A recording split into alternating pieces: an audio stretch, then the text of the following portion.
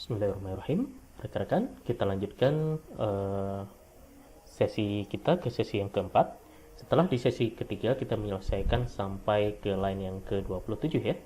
Nah, kita sudah menyelesaikan bagaimana mengimport. Kita sudah mengimport library yang kita butuhkan, kemudian kita membaca dataset, kemudian kita menghilangkan data yang dianggap missing, atau kita memproses data missing, kita mengecek apakah ada data yang missing, kemudian kita melakukan konversi, yaitu melakukan encode categorical data, karena sebelumnya ada data yang sifatnya kategorikal ke dalam numerik. Kemudian intinya output dari hasil semuanya ini adalah outputnya. Kita lihat di dataset awal, data kita masih berupa seperti ini, ada 50 data. Kemudian ada 4 variabel independen dan 1 variabel dependent. Kemudian langkah berikutnya kita memisahkan antara variabel dependent dan independen. Kemudian X-nya ini sudah setelah kita pisahkan, X-nya sekarang sudah ada 4 array, 4 indeks, yaitu X-nya ada 4 variabel. Kemudian Y-nya 1 variabel. Untuk Y-nya adalah 1 variabel, itu khusus ya, profit. Nah, kita tahu di X ini ada di array yang ketiga, di indeks array yang ketiga ini adalah data kategori, sehingga kita harus mengubahnya ke dalam bentuk numerik. Dan kita lihat juga di sini di dalam data kategorik ada 3 jenis atau 3 variabel data.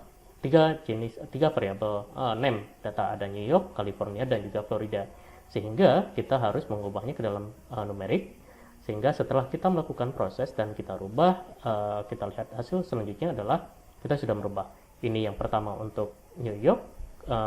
Yang pertama 0 itu di sini setelah dirubah 0 itu adalah California. 0 itu di mana 0 itu berarti di sini yang pertama muncul New York itu nomor 1, kemudian California itu jadi 0, kemudian Florida jadi nomor 1. Florida jadi nomor 2 maksudnya ya. Jadi 1 ini, enggak, kebalik. Yang nomor 2 ini adalah New York. Kemudian di nomor 0 itu adalah California, kemudian di nomor 1 itu adalah Florida gitu ya. Nah, jadi kita sudah tampil, kalau kita lihat, kita bandingkan ya di state yang pertama New York, yang berarti kalau misalkan di state di sini yang di baris atau di baris yang pertama, kalau kita lihat jika state-nya New York, maka yang lain akan otomatis menjadi 0. Kita lihat di sini, berarti di sini state-nya New York, dia di variabel yang kedua, maka yang lainnya akan bernilai 0. Kalau di yang kedua itu state-nya California, maka California ya akan California yang tadinya di state nomor 0 menjadi ada bernilai 1 dan yang lainnya menjadi 0. Jadi seperti itu. Jika yang nomor 2 true, maka yang lain akan menjadi false, seperti itu ya.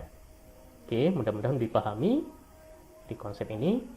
Kemudian kita lanjutkan bahan kita atau materi kita ke tahapan selanjutnya, gitu ya. Nah, sebelumnya kan kita sudah mempelajari bahwa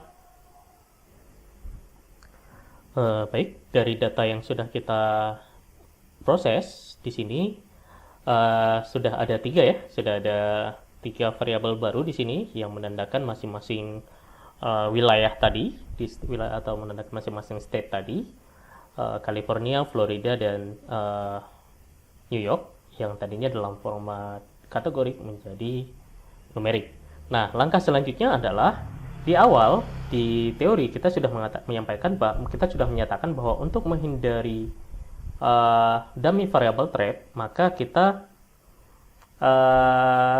harus melakukan, atau untuk dummy variable itu hanya memerlukan n-1, yaitu n kurang 1. Berarti di sini kan ada 3 variabel ya, ada 3 variabel. Nah, untuk menghindari dummy variable trap, maka kita akan menghilangkan salah satu dari 3 variabel ini. Nah, jadi 0, 1, 2 ini bukan berarti bahwa satu lebih besar dari 0 lebih kecil dari 1 atau 1 lebih kecil dari 2, dan tidak seperti itu. Jadi untuk menghindari hal-hal yang seperti itu, seperti itu. Nah, Di sini yang akan kita lakukan untuk menghindari dummy variable trap seperti yang di apa namanya di teori yang kita pelajarin sebelumnya, yang harus kita lakukan adalah kita menghilangkan satu variabel. Ya, kita menghilangkan satu variabel di sini. Variabelnya x, misalkan variabel yang kita masukkan adalah variabel x tadi, kemudian di variabel independen ya, kemudian x, kemudian kita buat slicing, kita hilangkan, anggap aja kita hilangkan di yang pertama, di kolom yang pertama dari indeks tersebut. Jadi ada indeks seperti ini, ada indeks, kemudian kita hilang, misalkan kita hilangkan satu variabel secara acak. Nah, di sini kita pilih saja atau kita anggap saja yang kita hilangkan adalah yang di indeks yang pertama. Kemudian kita hilangkan semuanya, gitu ya, hilangkan semuanya di indeks pertama. Artinya kita menghilangkan salah satu kolom dummy variable agar tidak terjebak dummy variable trap. Oke, kita running.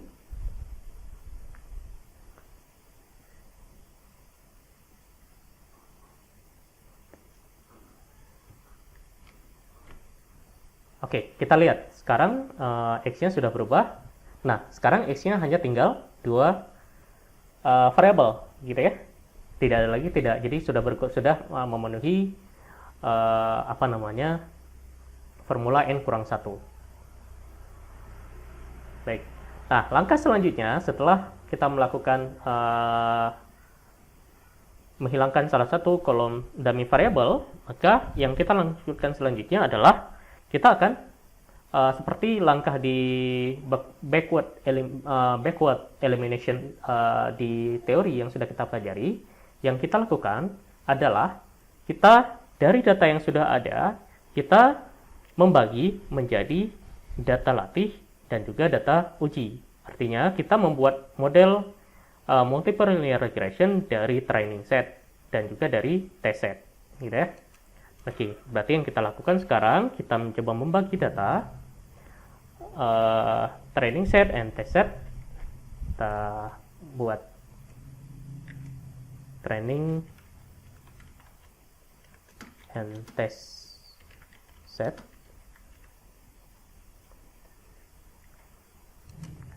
Oke, nah sama seperti di proses dummy variable yang kita lakukan, kita menggunakan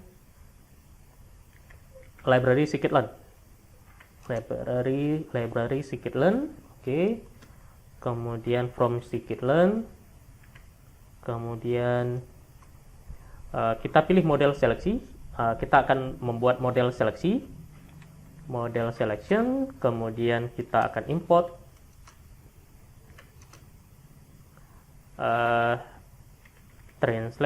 train test split, karena kita akan membagi menjadi data training set, data training dan juga data training kita akan menjadi data latih dan juga data uji, gitu ya. Oke, di sini namanya split ya, split training and test set. Oke. Nah, kemudian karena kita akan membagi menjadi empat variabel ya. Jadi ada xtrain, kemudian ada xtest,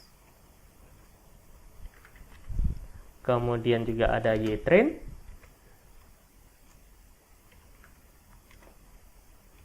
ytest,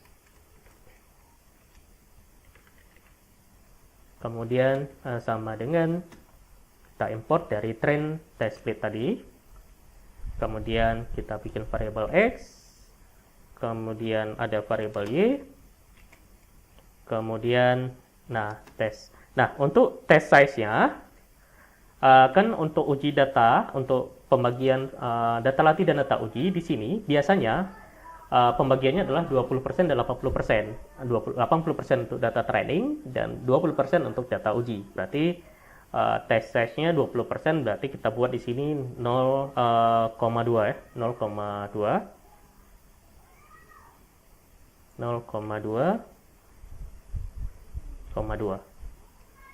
Oke, kemudian ya random state-nya sama dengan 0. Kita masukkan random state-nya. Oke. Oke, sama dengan 0. Oke.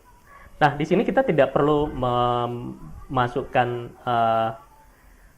training size gitu ya, karena secara otomatis jika test size-nya 0,2 maka sisanya adalah training test. Oke, 20% ke test set dan 80% ke training set. Oke, kemudian langkah berikutnya adalah kita akan membuat model regresi. Nah, kita membuat model regresi seperti di simple linear regression sebelumnya. Kita membuat model regresi itu dari training set, gitu ya. Berarti build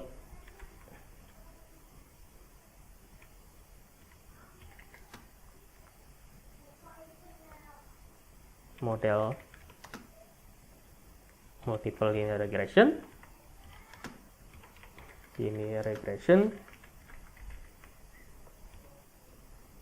from training set ya. Training set. Oke, sama. Kita akan mengimport kelas linear regression untuk membuat model regresi. Kita import dari scikit-learn ya. Scikit-learn, kemudian .linear model, karena kita akan mengimport linear modelnya. Kemudian kita import di linear model itu ada parameter, ada import linear regression. Oke, untuk mudahnya memang sebenarnya untuk melihat ada apa saja di scikit-learn atau ada apa saja di linear model, kita pakai plugin kite untuk memudahkan kita melihat parameter apa saja yang ada di situ gitu ya. Kita aktifkan dulu kite supaya nanti teman-teman yang masih awam terkait Python dan juga machine learning bisa lebih mudah ya mempelajari ini. Jadi kita masukkan di sini saja supaya nanti ketika saya ketikkan misalkan ketika saya ketikkan di sini linear model info gitu ya, misalkan scikit-learn kemudian linear model kemudian saya pilih model. Nah, secara otomatis dia akan munculkan di sini, akan munculkan ada member-member dari modul linear model itu apa saja. Ada stochastic gradient, ada logistic regression, ada banyak lagi di sini. Khusus untuk linear model, kalau kita klik di sini maka ada linear regression juga. Nah, kita pilih linear regression. Itu mudahnya kita menggunakan kite gitu ya. Jadi kite ini sangat penting untuk dokumentasi sekaligus memudahkan kita mengetahui parameter apa saja atau model apa saja yang ada di sini. Nah, kita import saja linear regression yang ada di situ, linear regression. Oke, kemudian berarti kan kita membentuk regresor nih. Regresor kita buat variabel regresor di sini sama dengan linear regression ya. Linear regression untuk regresor kita berikan nilai 0 saja dulu, kita kosongkan. Kemudian ini kita mempersiapkan objek regresor sebagai model regresi kita nantinya. Oke, baru kemudian kita melangkah ke tahapan selanjutnya, yaitu membuat model regresi dari dataset, baik itu untuk X-train maupun untuk Y-train. Karena yang akan dilakukan multiple regression adalah dari training set tadi. Berarti kita regresor .fit. Nah, kemudian kita pilih X-train. Jadi jangan lupa ya, yang akan dilakukan, yang akan dites adalah yang akan dilakukan pengujian itu adalah data training gitu. Train kemudian Y-train. Nah, data tes itu hanya sebagai pembanding saja nanti dari hasil yang kita dapat di data training. Y-train. Oke, sudah kita peroleh. Oke, langkah selanjutnya seperti langkah sebelumnya, maka kita melakukan prediction prediction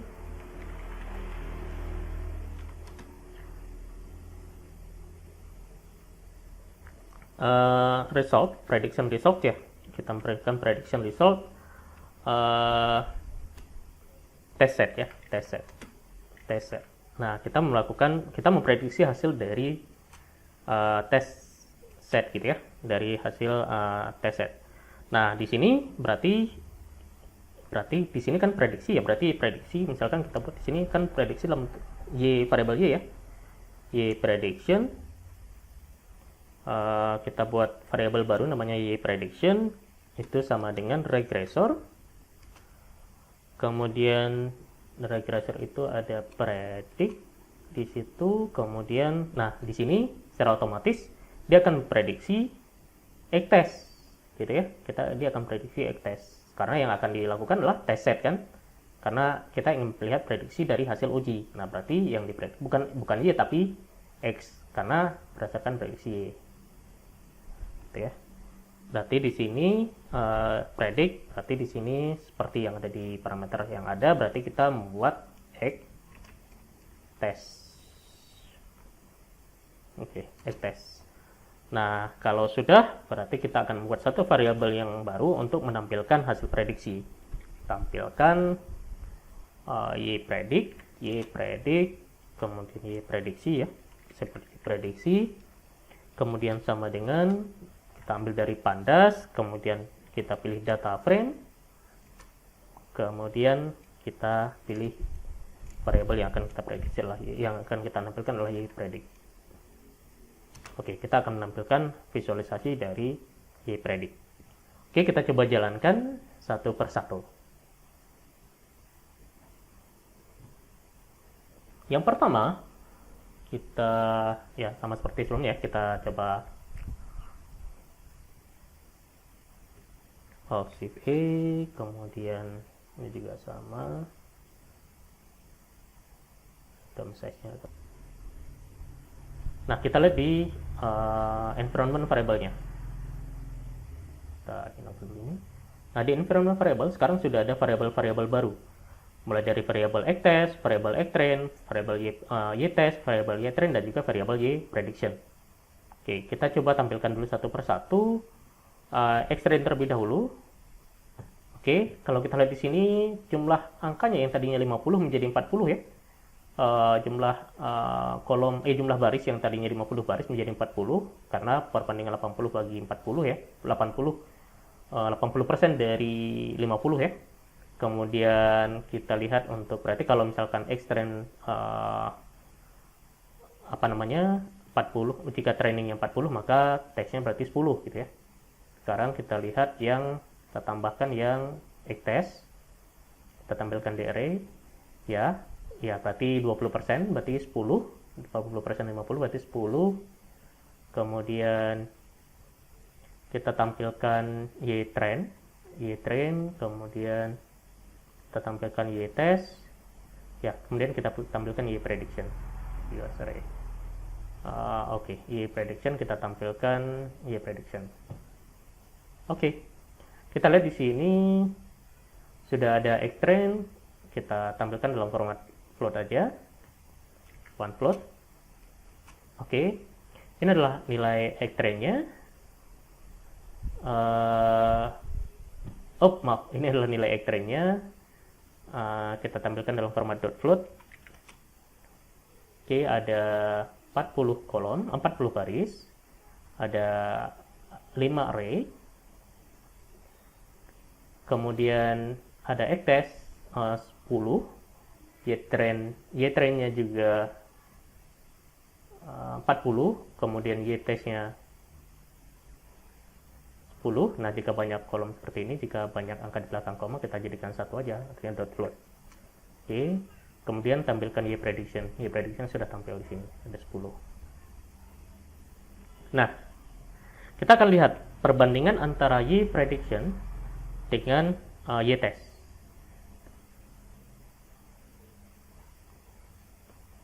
Oke, di y prediction nilai yang pertamanya itu 10.103.015, sedangkan ytest itu 103.282. Berarti nilainya nggak begitu jauh. 103.015 dan 103.282. Kemudian di yang pertama, yang kedua 144.259, sedangkan ini 132.582. Artinya nilai prediksi dengan nilai uji itu tidak begitu jauh. Artinya, bisa dilihat bahwa model kita dianggap cukup baik untuk memprediksi nilai profit dari 50 perusahaan tersebut. Artinya, jika selisihnya tidak terlalu besar, baik itu untuk setiap barisnya. Artinya, ketika kita membandingkan antara baris pertama di prediction, kemudian kita bandingkan dengan baris pertama di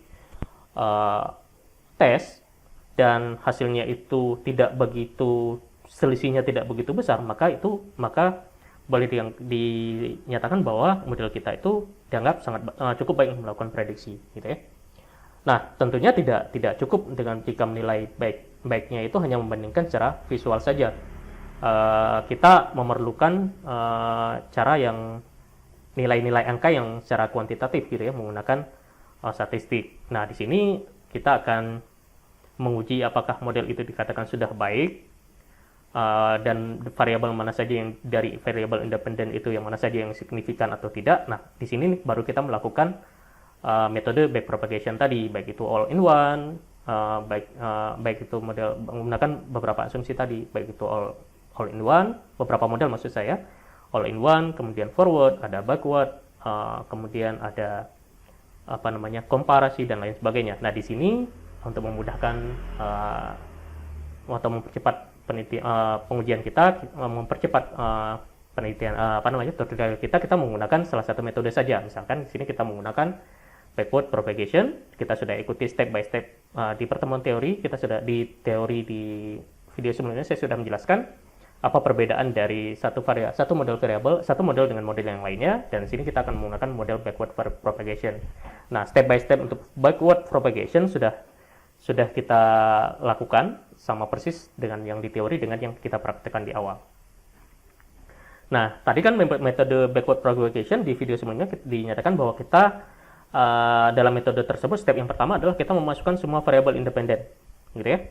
Kemudian mengurangi atau menghilangkan atau melucuti satu persatu variabel independen yang tidak signifikan sampai ditemukan model yang terbaik.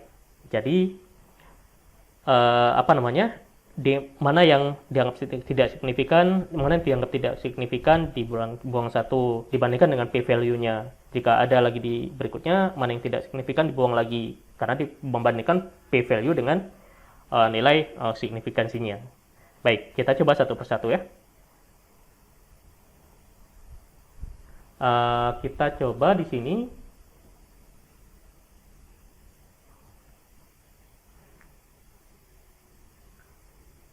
Kita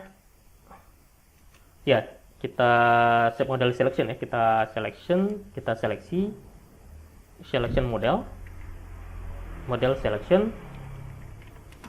selection multiple regression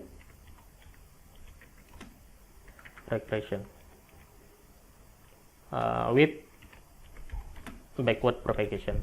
Backward kalau misalnya di English Britishnya propagation.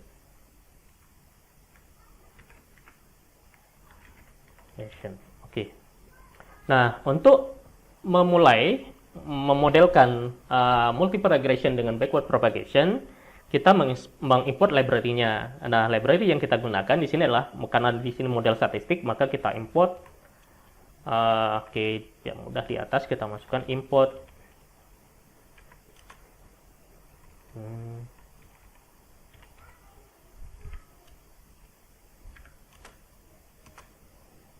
start model.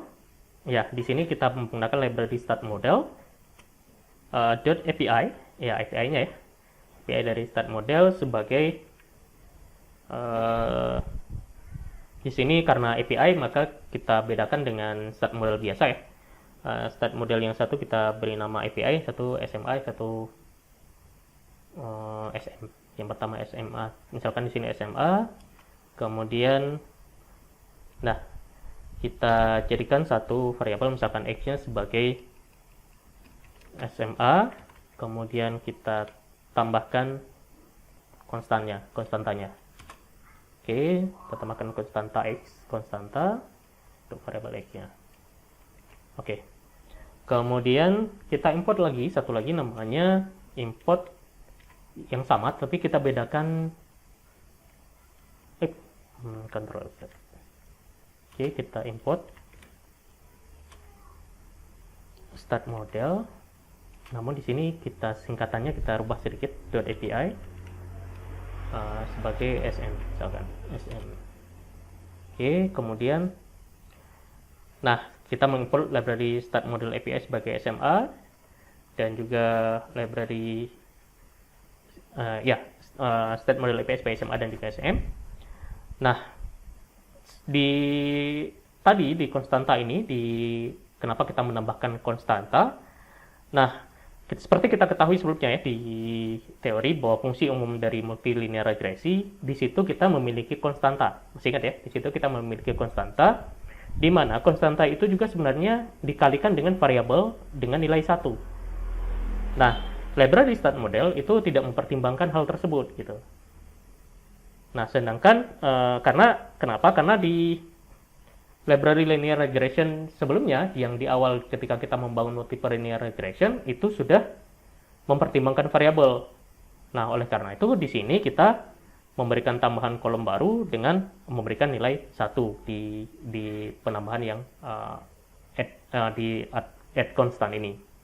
Nah, kita lihat perbedaannya, kita lihat di sini setelah kita tambahkan, kita running dulu satu-satu. Kemudian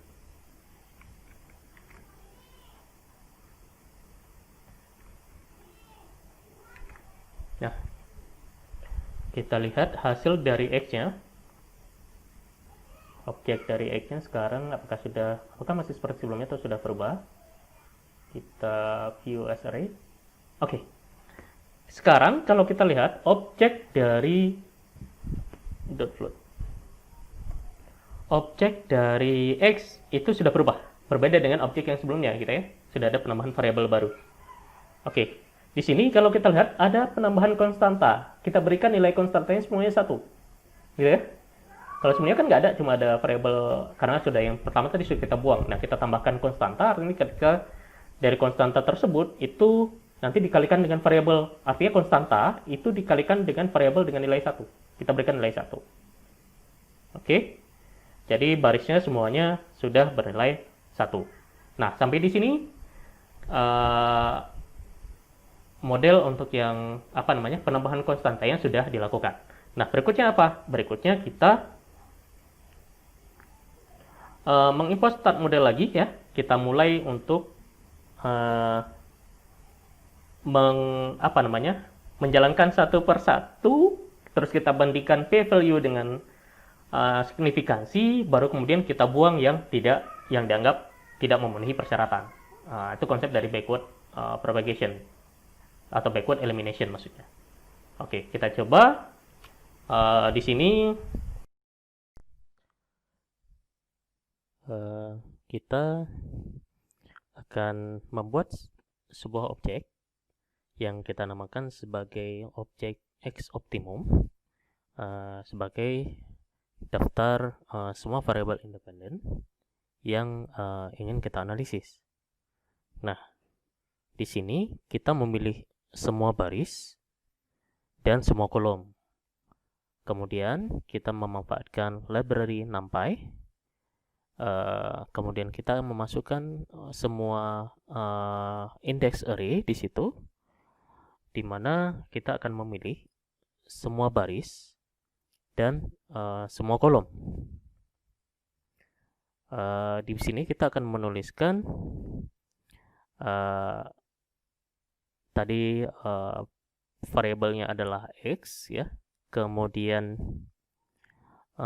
karena semua baris, maka kita menuliskan .2, .2 gitu ya. Biasanya seperti itu ya.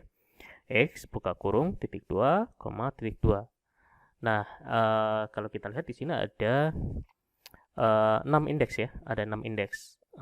Kita bisa aja menuliskan, kalau misalkan semua baris semua kolom, maka kita bisa menuliskan X kemudian buka kurung .2, .2, artinya semua baris dan semua kolom.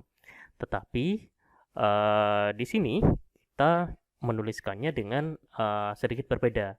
Artinya karena kita akan membuang satu persatu nanti indeks yang tidak optimal ya pada X, Maka di sini kita untuk memudahkan kita ini saja, kita barisnya kita buat semuanya, berarti X, buka kurung, titik 2, kemudian koma, kemudian yang indeks kolomnya, dari 6 indeks kolomnya itu kita tulis saja satu persatu.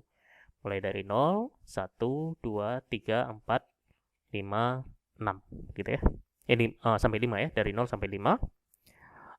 Untuk mempermudah kita nantinya dalam membuang satu persatu model variabel independen yang tidak signifikan. Nah, kemudian di sini kita jangan lupa memasukkan tipe data. Untuk mendapatkan tipe datanya yaitu tipe data float. Oke, seperti itu untuk membuat variabel objek untuk mencari nilai X yang optimum. Nah, kemudian jadi sama seperti kita melakukan slicing sebelumnya ya. Kemudian kita akan membuat objek di sini, objek untuk melihat hasil regresornya atau untuk melihat performa model kita dengan menggunakan metode ordinary least square. Masih ingat ya, di pertemuan sebelumnya kita menggunakan metode ordinary least square dari library start model API. Kalau kita lihat di guide itu ada SM. Ketika kita buka ordinary least square, langsung ada parameter di situ, ada parameter namanya endox dan juga parameter exoc, di mana di sini kita akan menggunakan dua parameter, yaitu parameter endoc sebagai variable dependent, kemudian parameter exoc sebagai variable independent, sesuai dengan parameter yang ada di regresor OLS tersebut gitu ya, yang otomatis bisa kita lihat di dokumentasi guide. Kemudian di sini kita buat saja endox ya, kita buat endox sama dengan endox tadi parameter ini ya, parameter variable dependent, berarti endoxnya sebagai y, kemudian exoc-nya sebagai parameter dependent, maka exoc-nya sebagai x. Exoc sama dengan x, kemudian ya tadi karena memang dia mencari nilai x optimum, maka kita tambahkan x optimum. Kemudian karena kita akan melakukan perhitungan, jangan lupa menambahkan metode .fit di belakangnya, karena kita akan menampilkan hasil hitung-hitungannya gitu ya. Nah, jadi seperti itu cara untuk melakukan proses regresi untuk mencari nilai optimal. Jadi ya, kita biarkan saja nilai fitnya itu tanpa ada nilai di belakangnya dalam kurung. Nah, tahapan selanjutnya setelah melakukan hal tersebut, kita menambahkan kita akan print hasilnya, regresor, kemudian OLS summary gitu ya. Artinya kita akan melihat rangkuman hasil dari proses regresinya menggunakan metode ordinary least square. Kita coba jalankan hasilnya satu persatu. Ya, kita coba jalankan semuanya.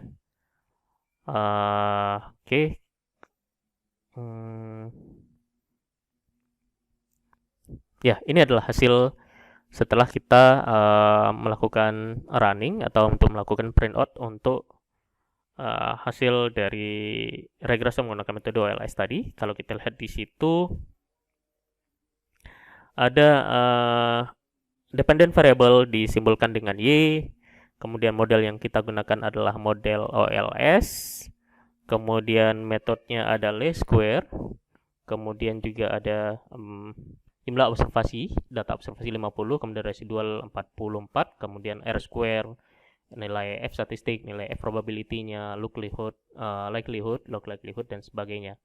Kemudian kita lihat di situ ada nilai konstanta tadi kan yang kita tambahkan nilai satu-satu itu ya, yang kita tambahkan satu-satu di nilainya.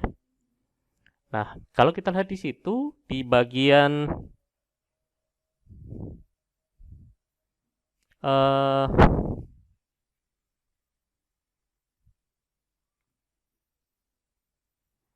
apa namanya, di bagian p value, kalau kita lihat di bagian p value-nya itu adalah uh, P itu lebih besar daripada nilai signifikansi ya, dimana nilai semakin kecil nilai P maka semakin baik variabel tersebut, sedangkan semakin tinggi maka semakin buruk. Nah, jadi cara mudahnya adalah jika nilai P-nya di atas 0,05 maka dianggap tidak signifikan sebagai variabel independen. Nah, sekarang yang kita lakukan adalah kita lakukan hal yang sama. Kalau tadi kita lihat kan dari variabel yang tidak optimal tadi kan yang paling besar nilainya di X2 ya. Di X2 0, tadi nilainya 0,990 sehingga X2-nya kita buang. Berarti variabel atau indeks yang ke 0, 1, 2, indeks yang keduanya kita buang. Sehingga sekarang tersisa 0, 3, 0, 1, 3. Nah, sekarang kita running lagi 0, 1, 3. Kemudian dari 0, 1, 3 itu kita lihat lagi, oh ternyata ya tadi itu ya. Di sini nilai indeks X2-nya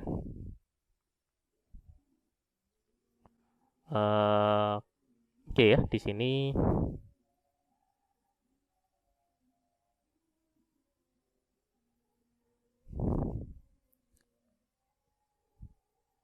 oke, jadi duanya kita buang, artinya kita melakukan hal yang sama, kita copy paste saja. Kemudian nilai karena tadi indeks yang keduanya itu yang indeks ketiganya maksudnya di nilai array yang ketiga, di indeks yang ketiga, maka angka duanya kita buang. Sekarang kita lakukan hal yang sama dengan membuang salah satu. Berarti sekarang ada 5 indeks kolom yang kita akan lihat yang mana yang nilai yang terbaik gitu. Kita running melakukan hal yang sama. Oke, kemudian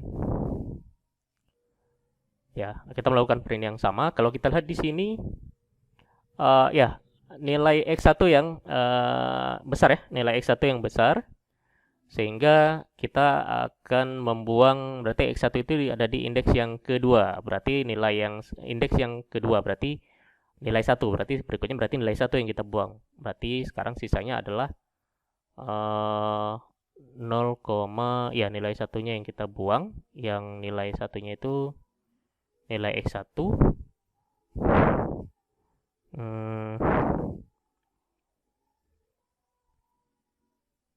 X1 itu masih ini ya, masih tadi itu nilai variabel independen wilayah X1 dan X2 tadi kan yang kita dari nilai kategori kita pindahkan ke numerik. Berarti yang sama seperti sebelumnya yang kita buang adalah variabel independen wilayah juga gitu ya. Oke. Kemudian kita melakukan hal yang sama sampai kemudian sampai kemudian kita selesai melakukan keseluruhan, kita buang satu-satu yang dianggap di bawah 0, yang dianggap di atas 0,05 sampai kita menemukan nilai yang terbaik di bawah nilai yang paling optimal di bawah 0,05, di bawah nilai signifikansi 0,05. Sehingga kita lihat di situ ada yang paling kecil nilainya adalah 0,00, ada di nilai konstantanya dan juga X1. X1 itu kan tadi bukan X1, maksudnya satu yang tersisa itu kan 0 dan 3, berarti 3 itu adalah variabel independen research dan development ya, berarti artinya di 3 itu kan ada di variabel yang ada di indeks yang ke 3, berarti 0, 1, 2, 3 tadi itu 0, 1, 2, 3, berarti kalau misalkan 0-nya itu parameter konstanta, kemudian 1 dan 2 itu adalah parameter independen wilayah, kemudian 3-nya itu independen research and development, berarti sisa yang riset dan development yang dianggap adalah yang terbaik gitu, seperti itu.